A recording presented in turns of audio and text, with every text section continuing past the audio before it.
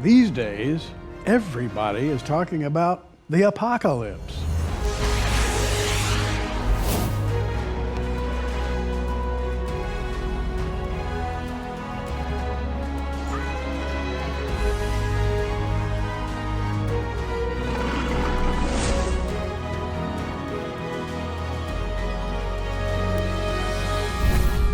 And here to talk about the apocalypse, actually the book of Revelation, Brent Miller Sr., Brent Miller Jr. Fellows, it's great to have you back again. It's a pleasure being back here again with you. And we have an important subject.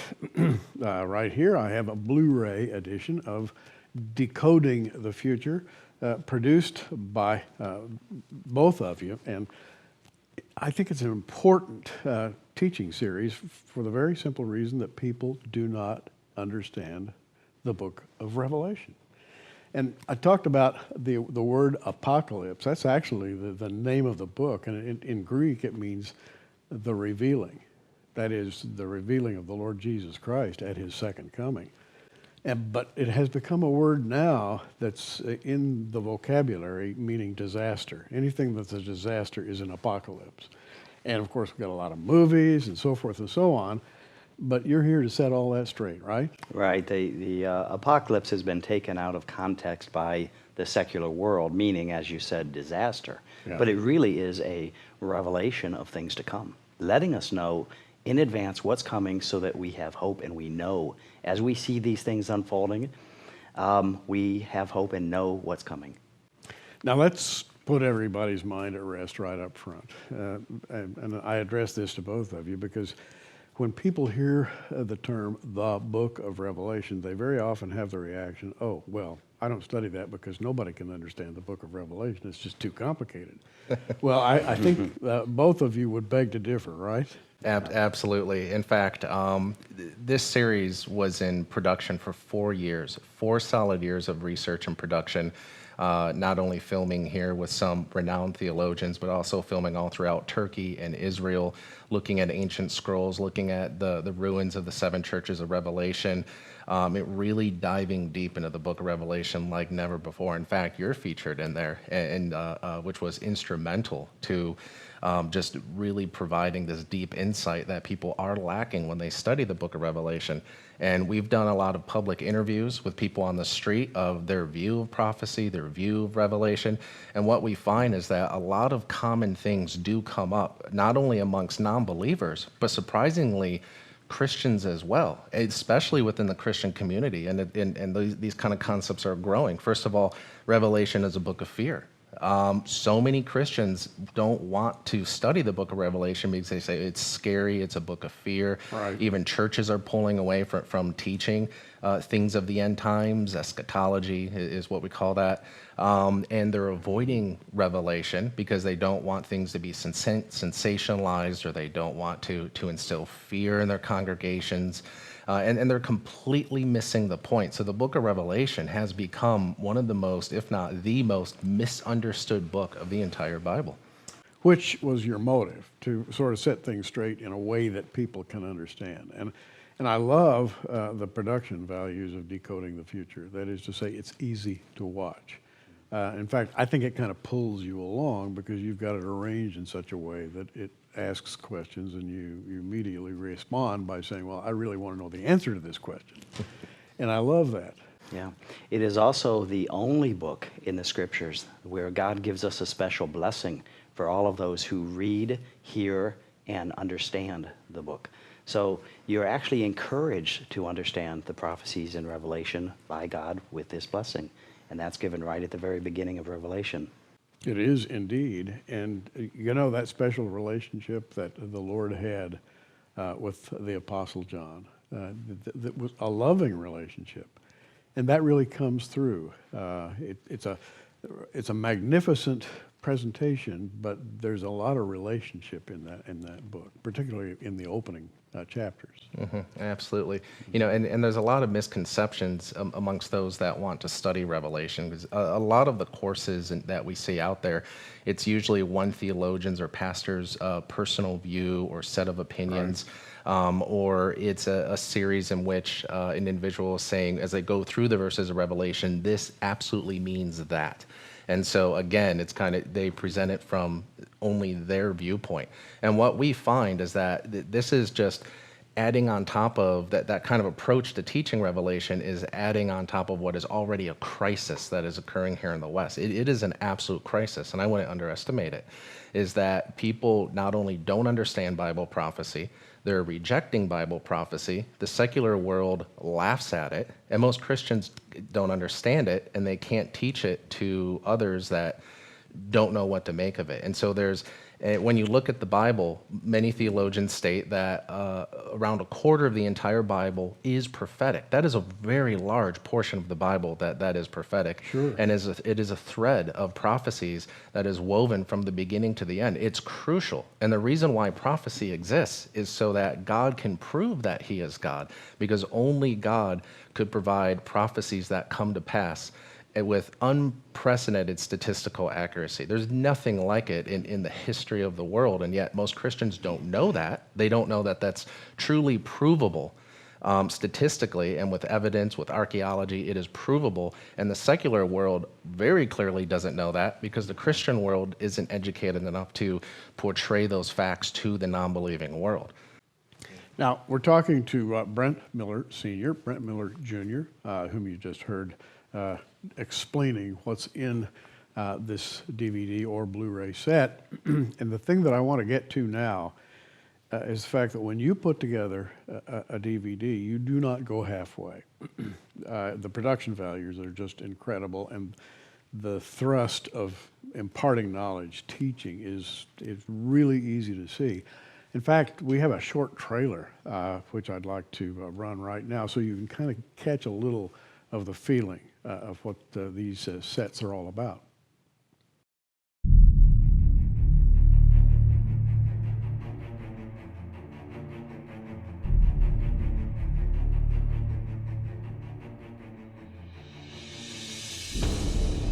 Before the birth of our modern world, there existed an ancient warning foretelling of a sequence of events that will reduce our world to ashes.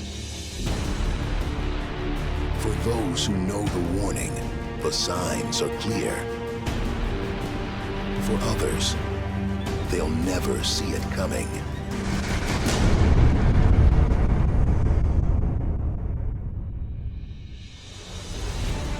Join cultural anthropologist and theologian Jay McCarl on a journey to decode the most frightening and misunderstood prophecy in history.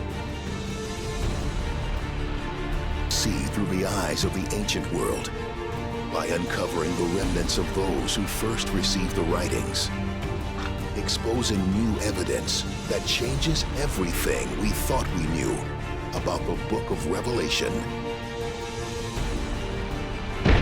This in-depth view sheds new light on a sequence of events that have already been set in motion, and the end is unfolding before our very eyes. This talks about hail, fire, and this is not the last such judgment. This is only the first. Is Revelation only a message of destruction, or does it hold the key to our survival? The whole message of the book is misunderstood wholly. In our final hours, will you choose to believe? Everyone fears the end of the world.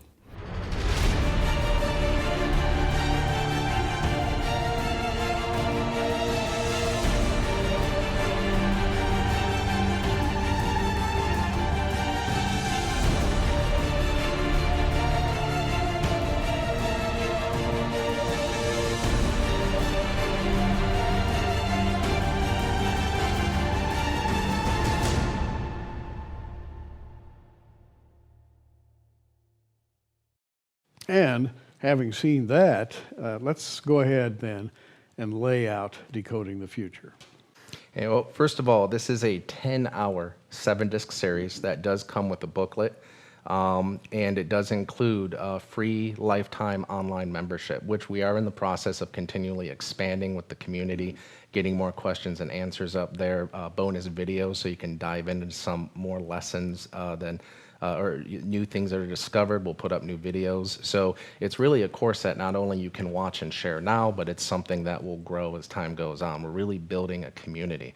And we have gotten so much feedback from entire churches that are using the Decoding Future series to teach Revelation in their churches. And we have found some churches turning back to being able to teach it because Decoding the Future presents it in such a rational viewpoint that their entire congregation is interested again. It takes it puts the reason back into Revelation. Now, I've opened up my Blu-ray set here, and inside the cover is a little booklet. It's called the Prophecy Timeline booklet, and it has not just a timeline, but kind of an overview of the production itself. And I'm watching a lecturer here on page 1, and who is this lecturer? What's he saying? And what general tack does he take in his teaching? The host of the Decoding the Future series, and just to clarify, this is a non-denominational series because we are uniting the Christian audience with this course. And I'm glad you said that. It's not a specific view or set of opinions. We really do want to be as look at the big picture as much as possible. There is a lot that we do know about Revelation definitively.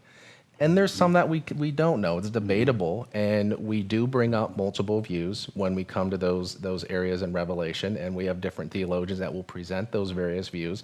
But we searched the entire country for a theologian that could really embrace that concept, that was non-denominational, who was actually an anthropologist, means somebody who studies cultures, and he specifically specializes in ancient Middle East culture. Why they did what they did with Christ's parables in the first century. What is it that the people really heard? And this is absolutely key to understanding Revelation. And also, he is an expert in apologetics, which is simply being able to present evidence to defend the faith or to prove why the Bible has validity, which is very important for speaking to the secular world and non-believers. And so the host that we found goes by the name of Jay McCarl. He's an author, again, anthropologist, an apologetist, a theologian. He's in the Middle East multiple times a year, constantly out there studying ancient texts and ruins. And it was just absolutely a blessing from God that we found this host. So he does host the series. And I love it, by the way. That's why I kind of wanted you to talk about him a little bit, because it's one thing to have a presentation. It's another thing to have an inviting presentation. And this is inviting. I love the way he speaks, the way he carries subjects along. It's just very good. Yeah, I mean, one of the things that we sometimes don't like to hear, but we have to be honest with ourselves, is here, we're all guilty of this. We look at Bible prophecy sometimes through an American lens, and we forget that we really are only 6% of the entire global population. There's 94% of the world that doesn't think like an American out there. And so when we look at books like Revelation, there's a couple problems of why we have so much division that we run into. Is that, first of all, we do look at it through an American lens, and Bible prophecy cannot be fulfilled through an American viewpoint. I'm not saying that it shouldn't be or won't be, it cannot be, because it absolutely must be through a Jewish Middle Eastern view. We need to understand what is it that they heard and they understood, which is why one of the fundamental lessons that we teach at the very beginning of this course, before we even get into the book of Revelation, is what did they think? It's not what did I think, what does our host think, or various theologians, but what did they think in the first century? When Christ spoke, what did he mean? And that viewpoint really separates how we interpret a lot of the book of Revelation versus what Christ was truly saying. That's great. I love the way you say that. Chapters 1, 2, and 3 in Revelation talk about 7 churches. Yeah. And we live in that church age, and the addresses to the 7 churches are very, very important to understand what's going on in the church age. In other words, it has a beginning, a middle, and an end. And when you get to Laodicea, that's pretty much the end of the church age, and then suddenly Revelation shifts gears, and it moves back to Israel, the 12 tribes, for example, 144,000, who are selected and apparently preach the gospel worldwide, but it's the gospel of the kingdom. Because the church suddenly sort of goes away after the first 3 chapters. And so that whole gospel of the kingdom idea has to be enunciated. Yeah. It's funny you should bring up Laodicea, because this is just a little example of how Western thinking isn't quite on par with what they heard in the first century. In Laodicea, Christ spoke there to the Laodiceans, and this is the famous verse that we've all heard Sunday morning, be either hot or cold, but don't be lukewarm, for I spit you or vomit you out of my mouth. And for most churches teach, that means be on fire for the Lord. How can I be hot for the Lord or cold? Either, reject the Lord, make up your mind, but don't be lukewarm. That's a fence sitter, and God doesn't like fence sitters, right? And in fact, that's not only an a Middle Eastern way of thinking, that is strictly an American way of thinking. They would not even have understood that concept 2,000 years ago. Laodicea had they would get hot water from Hierapolis, which was nearby, the white-capped mountains, which, by the way, we went there. We filmed there. That is in the series. You can see the aqueducts and in the series, and it's phenomenal. So they actually had aqueducts that brought in hot water from these white mountaintops, these hot springs, and they would bring in cold water from the other side of the valley. 2,000 years ago, they had running hot and cold water, and they both had purposes. Cold was refreshing. You used it to wash. Hot was also refreshing. It was therapeutic. You bathed in it. And so the Lord is saying, have a purpose. Be hot or cold. Now, lukewarm water was stagnant. It would sit there. And it was often believed that you don't drink lukewarm water because it can grow bacteria. It can kill you. If you drink lukewarm water, you would spit it out of your mouth. And so that's what Christ meant. Right. In addition to Laodicea, as part of the study for Revelation, just covering the chapters 2 and 3, the 7 churches, as you mentioned, we actually go to Turkey. We take you to each of the 7 cities, and we show you precisely what Christ meant by each of the 7 cities and what he said. And it becomes crystal clear. It opens your eyes in a way that you wouldn't have your eyes open if you were just listening to a lecture or reading it. By seeing, for example, this city of Laodicea, it extends to each of the 7 cities and what Christ said about them. And that's explained. Anything where there could be a visual representation or to take you to some place in the Bible, Jordan, Israel, Turkey, we actually go there, the host goes there and shows you exactly what was being spoken in Revelation and what he meant by those things. Yeah, and that's why I wanted to run that trailer a bit ago, because that gives you the idea that, hey, this is going to be a travel log as much as an academic exercise, right? Yes. I think that's why it took 4 years to get it done. But there's a need. There's absolutely a need for this. And again, it addresses some of the other disturbing things that we're seeing, like getting back to some of the things that we hear not only from non-believers and Christian audiences, that I think you would agree with this, is that many people say it's too complicated to understand. It's too ambiguous with the symbolism, and it could mean anything. And so and they compare it to other prophecies like Nostradamus and these other things. And again, that could be couldn't be further from the truth. And so we do see this deep misunderstanding of what Revelation is. And I think a part of the problem is that with that is because Revelation is often looked at as a standalone book. They'll take Revelation as somehow it's a separate book about the future that has nothing to do with the rest of the Bible, and they'll study it on its own. But you can't do that with the book of Revelation. And again, that's a problem we do here in the West, and it's not something they did in the first century. The book of Revelation, of its more than 400 verses, more than 200 of them actually refer to the Old Testament. And so in the first century, when John wrote the letters to the churches of Revelation, we like to think, or some of us may think that in the first century they didn't really understand what John was saying and it was very mysterious. It wasn't that way at all. They actually understood everything John was saying. Maybe not the full picture, because a lot of these things haven't occurred yet, but they understood the fundamental basics of what John was saying and why, something we have lost because we are now 2,000 years removed from their culture.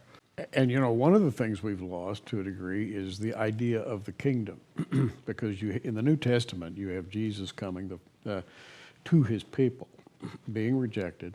You have the birth of the church, the rise of the apostles, and you go through that little historical period and get to Revelation and boom, it jumps ahead. And when it does, it's talking about the coming of the kingdom.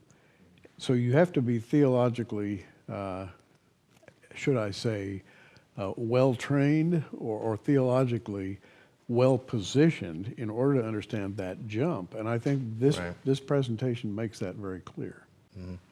A lot of Revelation, it's a continuation. Like Brent said, it has references to over 200 different verses in the Old Testament, which are again prophetic. Being that the scriptures are approximately 25% or more prophetic. Revelation is not just an extension, it's interwoven with many of the prophecies of the Old Testament. In fact, Matthew and Luke also are intertwined with Revelation, so that you have a continuation of prophecy. Now, we see Revelation as not just a continuation, but an integral part of what's coming. If you look at the entire scriptures as a whole, you can take any person in world history, place them in a part of world history, say even 1000 BC, and if they look at the scriptures, the New Testament didn't exist, but if they look at the scriptures, they see prophetic events that are told to them of what's going to happen in the future. They're now looking at those same prophetic events as we look at Revelation. Yet, when we now look back at those events that happened for them, we see that it is history. We now look at the events that are happening for us as questionable. But there is over 2,000 prophesied events in the scriptures that have already come to pass. There's about 300 that came to pass at the time of Jesus, and they were fulfilled perfectly at his first coming. The remaining 500 prophecies are intertwined throughout the Bible. Most of them are in Revelation, but there's quite a number scattered throughout the minor prophets and Isaiah, Jeremiah, and in the Gospels about the future events. Those 500 prophecies must come to fulfillment, all of them, within the last generation. Most theologians believe the last generation started when Israel became a nation. There is a debate, of course, as to what is the length of a generation. Is it 80 years? Is it 120? It's almost not worth debating, simply because if the last generation started in 1948, we are definitely in the last generation. In fact, I would say that we are nearing the end of the last generation. So you're looking at 500 prophecies that will be fulfilled in the future, that Decoding the Future does discuss chapter by chapter as it moves through Revelation. The interesting part about these prophecies, in order to fulfill these prophecies, since you have a series of prophecies, there's always a setting up of world events, economics, political, religious, social. You see the framework of the world changing to merge into a framework, various separate frameworks that will be instrumental in fulfilling these prophecies. That framework is very, very carefully discussed in detail in the coming convergence. And so from the coming convergence, which is showing the framework of fulfillment of future prophecies, which you can see right now in the world happening around us, it lays the more detailed description of the specific events that are coming in the future in the Decoding the Future series. Well, I think not only does this speak to Christians directly that want to dive deeper into Revelation than ever before and actually understand why it does affect us, why it's crucial for us to understand it, why Jesus told us to watch for the signs, to have oil, did. to be ready. As I stated before, there is a crisis that's occurring here, is that more people are shying away from studying biblical prophecy or understand why biblical prophecy has validity. And the non-believing world is falling even further away as well. So this divide is deepening between those that study prophecy, believe it, and follow it, and even the Christians, along with the non-believers in that camp that are just moving away from prophecy and don't believe there's any validity in it. The problem is that a quarter of the entire Bible is prophetic. It is a crucial thing to understand. So if you remove prophecy from the Bible, you've destroyed the Bible. You cannot remove it from the scriptures. And also, God left prophecy to prove the validity in the Bible. When you follow the 2,500 prophecies from the beginning to the end of the scriptures, what you see is a pattern that ends up looking like a series of dominoes. Actually, let me back up for a second.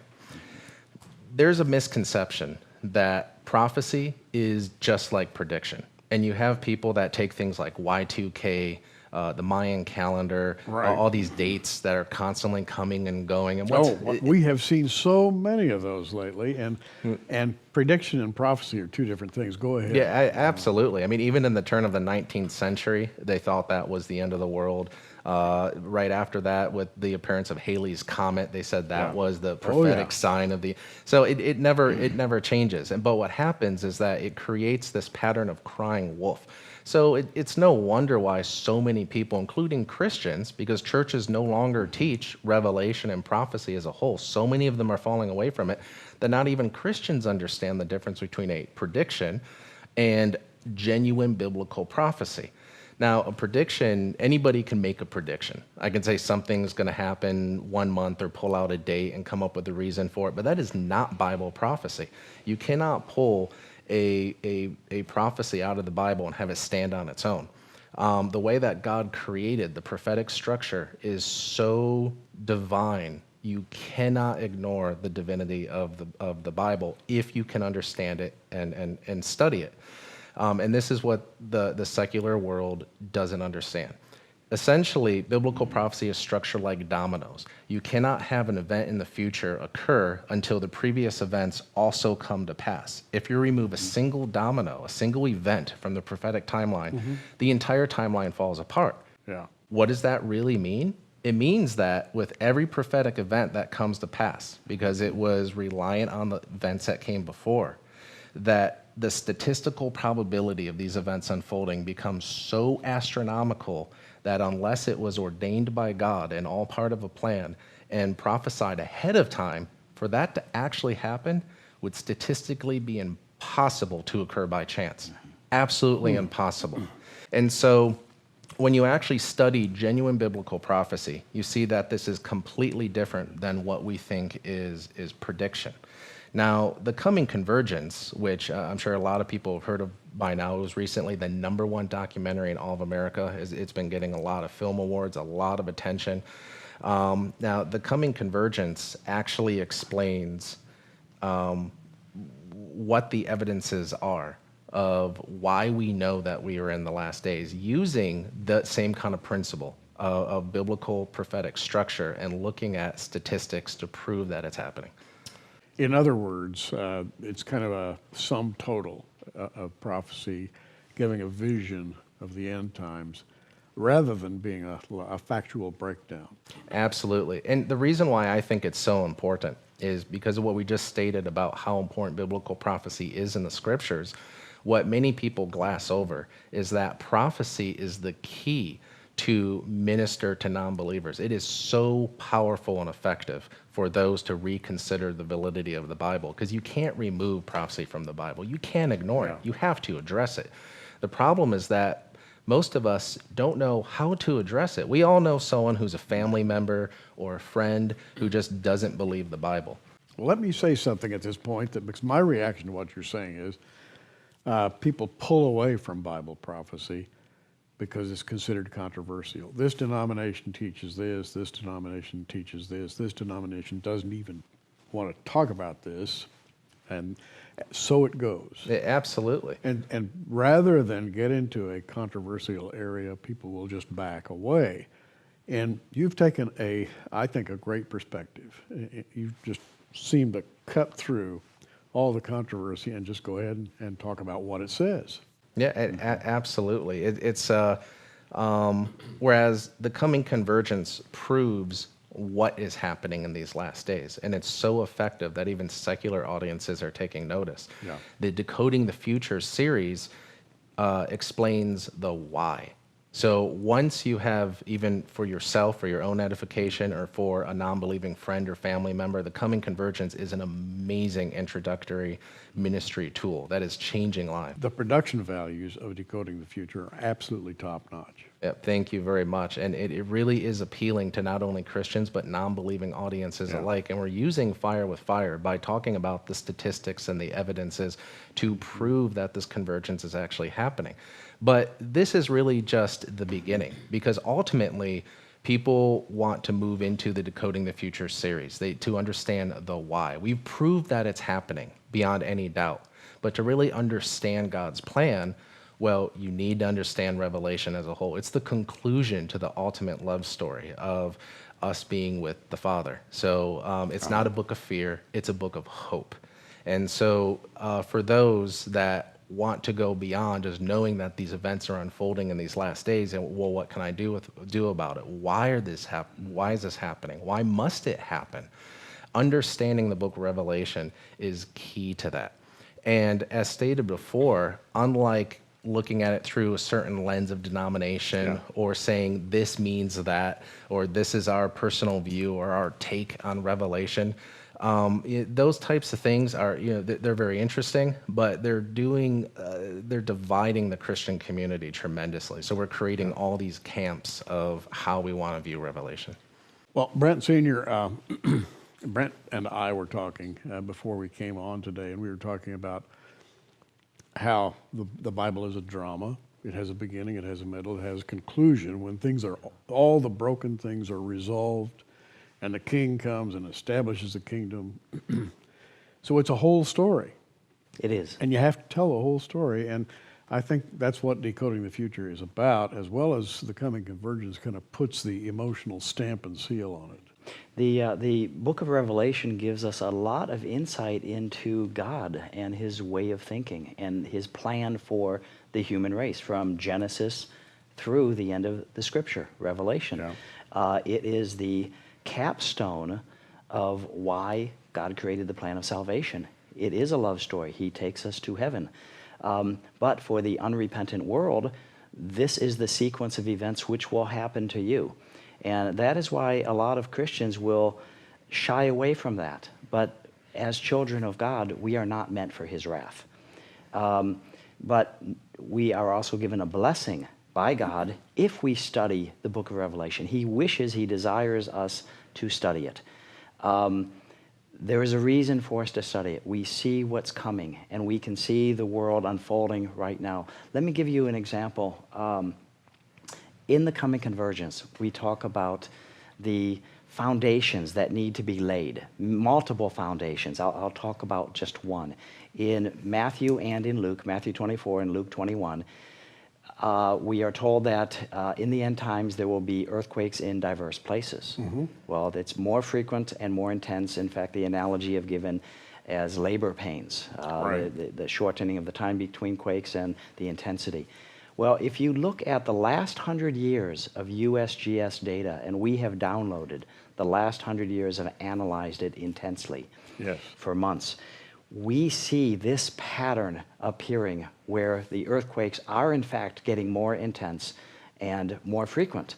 USGS has gone on record denying that because they say that they have many thousands of more sensors around the world that are catching more micro tremors, but that is not what we're talking about. We're talking about the earthquake magnitudes. If you separate those 6.3 and higher above the Richter scale, where any one earthquake could have been picked up by anywhere on the planet 100 years ago, look at only those so that argument disappears.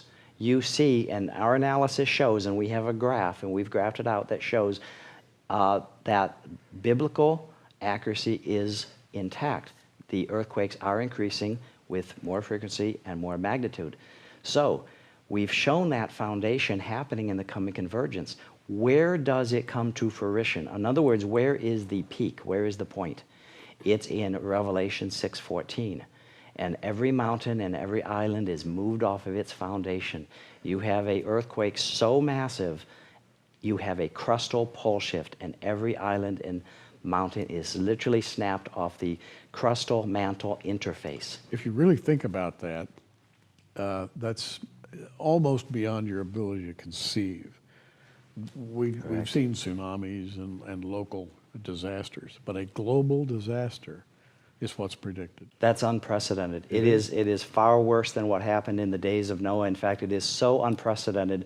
Your next sequence, logical sequence, if you were a secular person looking at an event like that, you would expect to see massive volcanism around the world. Well, the second trumpet talks about volcanism, talks about a mountain on fire that's in the ocean. More likely than not, that is actually a supervolcano under the ocean coming up.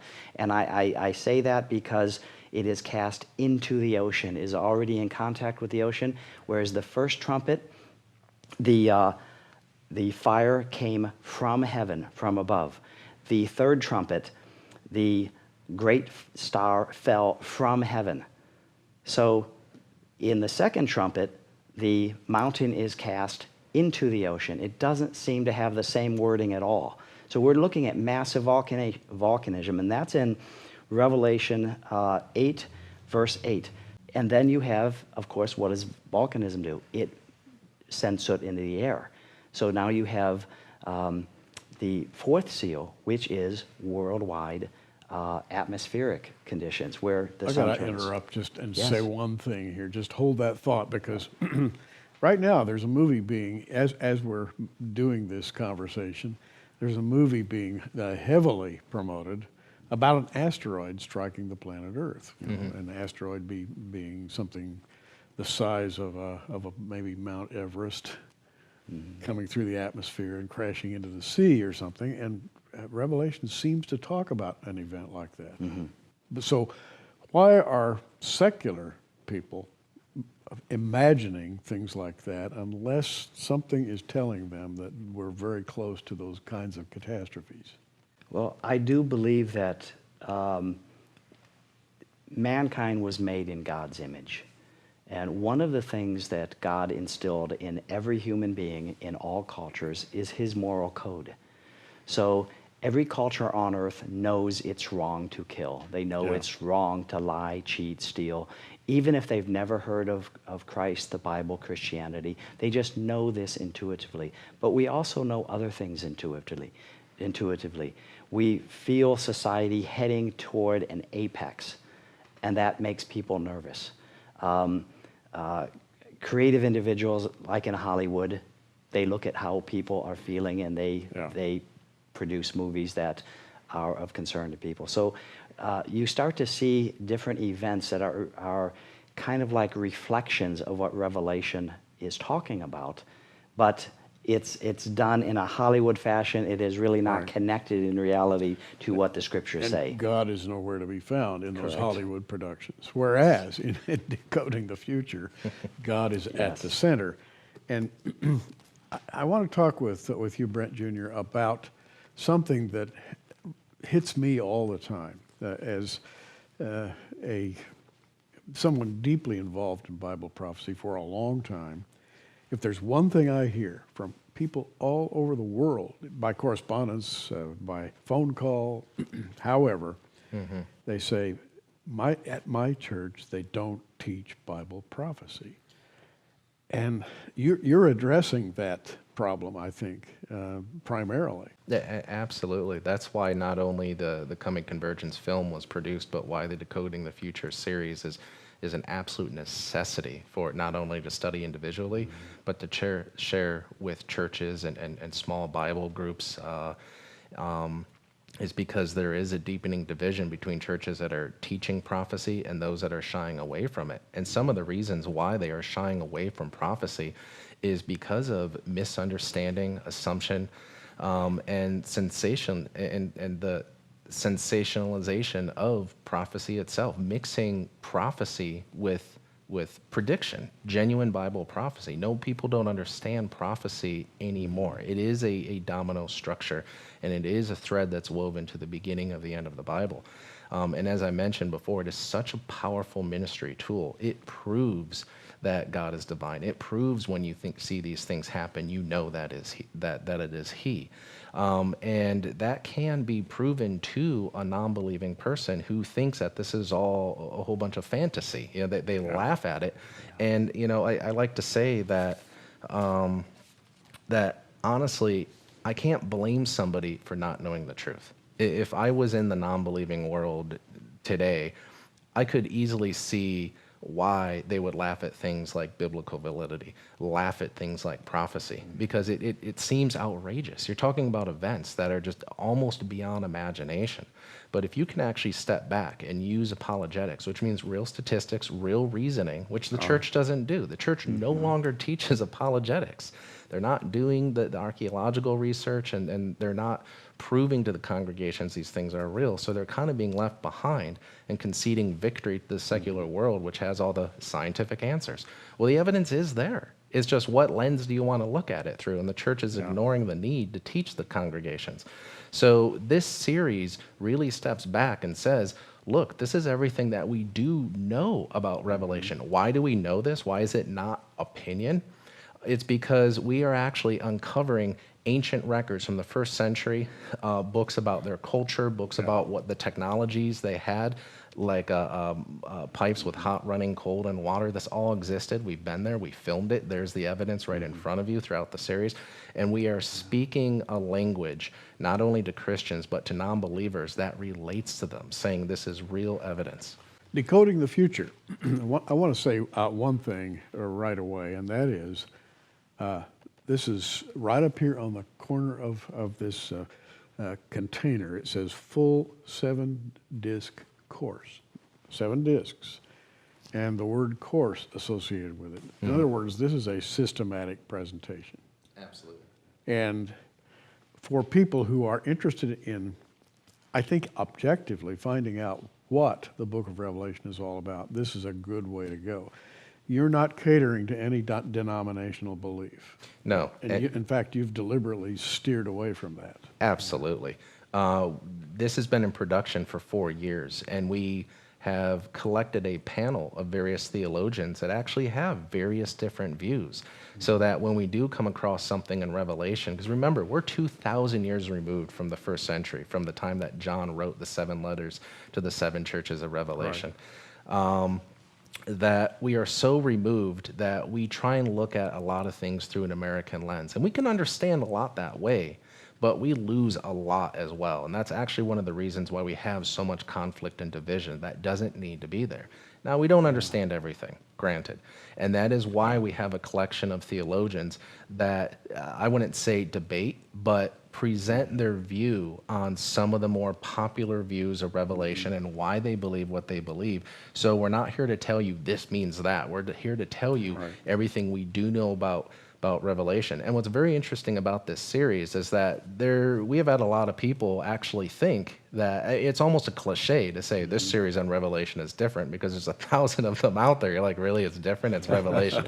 Yeah. But this is different. There is nothing like this on the market. And so surprisingly, we even have scholars and Bible students and prophecy students that actually watch this series, and they are blown away because of the perspective that we tackle this at. It has never been done before. Yeah, it cuts across denominationalism or the minor separations that people have when they read this scripture or that scripture, and it just goes for the large-scale meaning of the book, and I love that approach. Yeah, you actually correctly indicated earlier that most churches avoid the study of Revelation. Yeah. They avoid prophecy. Right. The Decoding the Future series is so instrumental in opening doors for the pastors and churches to teach their congregations for the first time in a compact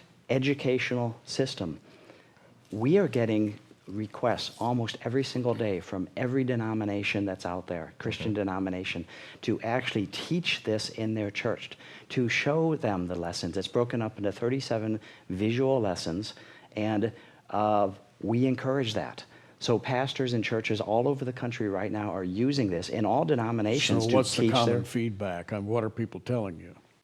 The common feedback is that they are learning more now about prophecy and about what is to come than they have literally studied for years. And these are from the pastors. Yeah, we have pastors who are feeding back to us, I didn't know that this is what it meant. Decoding the Future, 7, in this case, Blu-ray discs, but we also have the DVDs, 7 discs, and you can have it either way when you order.